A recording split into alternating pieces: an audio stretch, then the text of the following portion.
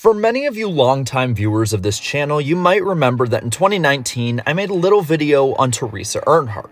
While going into her checkered past in racing, I of course had to talk about her strained relationship with stepson Dale Earnhardt Jr. Well, much of that was publicly seen in Junior's 2007 season. A season that, in my opinion, is one of the most interesting bad seasons we may have ever seen as racing fans. So let's get into it. Starting out, Dale Jr. had raced at the team his father owned since the start of the Busch Series career that he made, and made so successfully. The team, Dale Earnhardt Incorporated, also known as DEI. And his career at DEI continued as he jumped into the Cup Series in 2000 full-time. But of course, in 2001 at the Daytona 500, Dale Sr. passed away in a last-lap accident. And this began, in many people's words from DEI, the rifts at the team. And while Junior both re-signed with the team and had great success at DEI, the conclusion was inevitable. After a falling out with the championship caliber 8 team and the underperforming of the 15 team, the stepmother car owner came in and decided to swap both teams regardless of how they performed to try and make both of them better. It was disastrous in that season. 2005 was the worst year for the organization in Cup, and it led to the reunion of Earnhardt and Urey Jr. by the end of the season. In 2006, the on-track action was actually very underrated for Dale Earnhardt Jr. While only scoring a single win at Richmond, he was part of a fierce fight for that year's championship. With 2 races remaining, he was as high as 3rd in the points of a 5-way title fight. So in 2007, the on-track action seemed to be looking like another great year for the Grade 8 team. But off of the track, it was leading into 2007 with a more poisonous atmosphere. Leading up to 2007 with contract negotiations, Teresa had gone as far to accuse Dale Jr. of trying to be more of a celebrity than a race car driver. This, of course, peeved off NASCAR's most popular driver. Early in the year, Dale Jr. was quoted as saying that he and Teresa's relationship ain't a bed of roses. From his body language, you could just tell the stress written all over driver 8 in the preseason Thunder. And this wasn't helped at all by a poor start to the season, with 2 DNFs and no top 10s in the first 4 races of the year. But with the new car of tomorrow, the 8 team got their mojo back momentarily. They got 2 top 10s in a row, including a pretty impressive 5th place finish at Martinsville. Heading to race 7 at Texas, Earnhardt was actually in the top 12 of drivers' points for the chase, but contract negotiations loomed large as NASCAR's biggest story at the time. But the DEI squad was able to overcome them and compete up front all day at the Fort Worth facility. Of course, though, nothing could be easy for Earnhardt in 2007. Whoa, Stewart. Oh, he's in trouble again.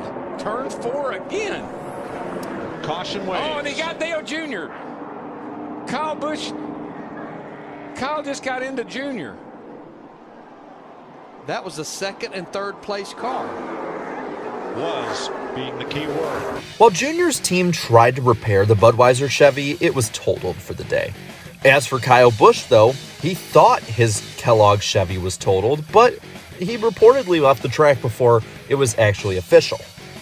So, when the 5 team got it repaired, Alan Gustafson had to basically run around and look for a new driver for the car so they could get a few extra laps and in turn a few extra points.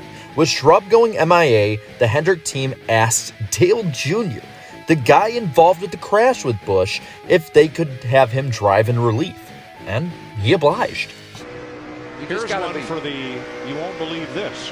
The 5 car is back on track. After being involved in that crash, the driver is Dale Earnhardt Jr. That's interesting.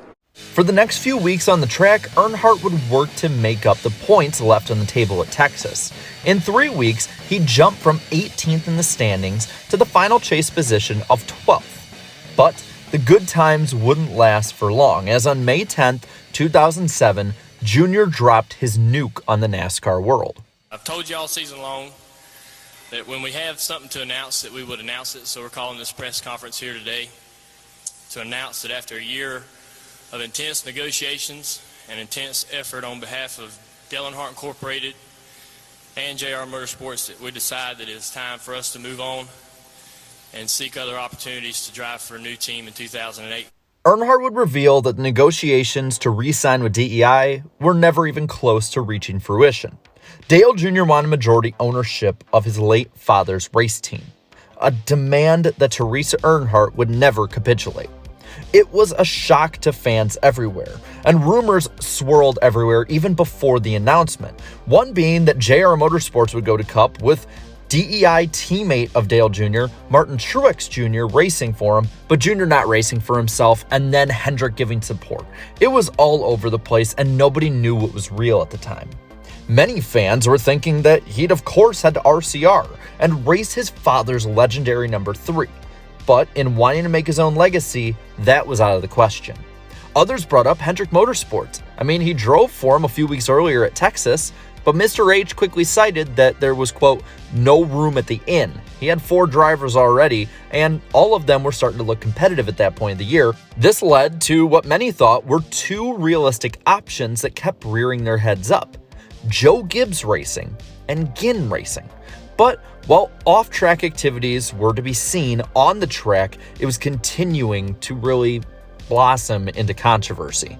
While the 8 team came home 8th at Darlington, they would lose 100 points because they failed pre-race inspection, with crew chief Tony Aree Jr. now being suspended for 6 weeks.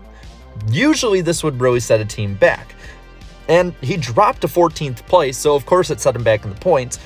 Yet, with interim crew chief Tony Gibson, the team ran respectively well compared to how they were before. He finished 8th in the Coke 600. He ran top 5 and a lot of times top 3 at Dover before he lost a cylinder, and ran in the top 10 at Pocono before a lot of strategy and rain put him outside the top 10 for finishing. Gibson kept the team stable and was in the thick of the chase race throughout. And heading to Michigan, the driver had a lot of weight taken off his shoulders as well. And so today, it is with great honor to introduce my new boss for 2008, Mr. Rick Hendrick.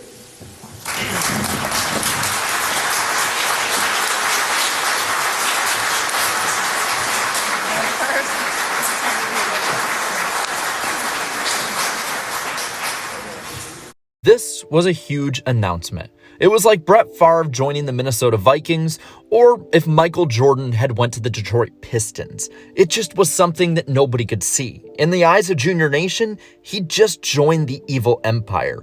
He had abandoned the rebels to go with Darth Vader. But it was hard to deny that he was going to be joining NASCAR's best team at the same time.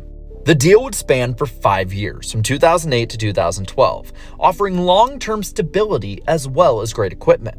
And in a turn of silly season events, he would once again be taking the place of Kyle Busch at Hendrick Motorsports. The signing coincided with Earnhardt getting 2 more top 5s in Gibson's final 3 races as crew chief, with the outlier being a 13th place at Sonoma, where he ran top 3 all day before strategy again put him in the back. He jumped back into the chase again, and at this point would go up 127 points over the cut line by the time Tony Aree Jr. returned. The return race would also be Daytona, which seemed very fitting. But this is where the season went to hell in a handbasket. Early on, Jr. got caught up in a wreck at Daytona. While it sucked, it wasn't the end of the world usually, because of course there were going to be more people in wrecks. If you just got the car repaired, you'd make up a lot of spots. Except this was one of the few races that there were no big wrecks. There were 30 lead lap cars. The next week at Chicagoland saw him run in the top 3 and top 2, and really was looking to compete for a win. But he lost power steering, and it relegated him back to finishing 19th place, last car on the lead lap. And after running in the top 5 at Indy, his engine expired in the closing laps. This took him from a 127-point gap to 13 points up, with just 6 races left to the chase. All that cushion burned away. This was an ugly start to the new DEI-Ginn merger, where the number 01 car was now a DEI car as well. This expansion under duress perfectly coinciding with the faltering of DEI's engine program. While the aforementioned Truex was safely in the chase, the focus for the entire team was now getting Junior in the dance as well. At Pocono, he won the pole award, and he came home second.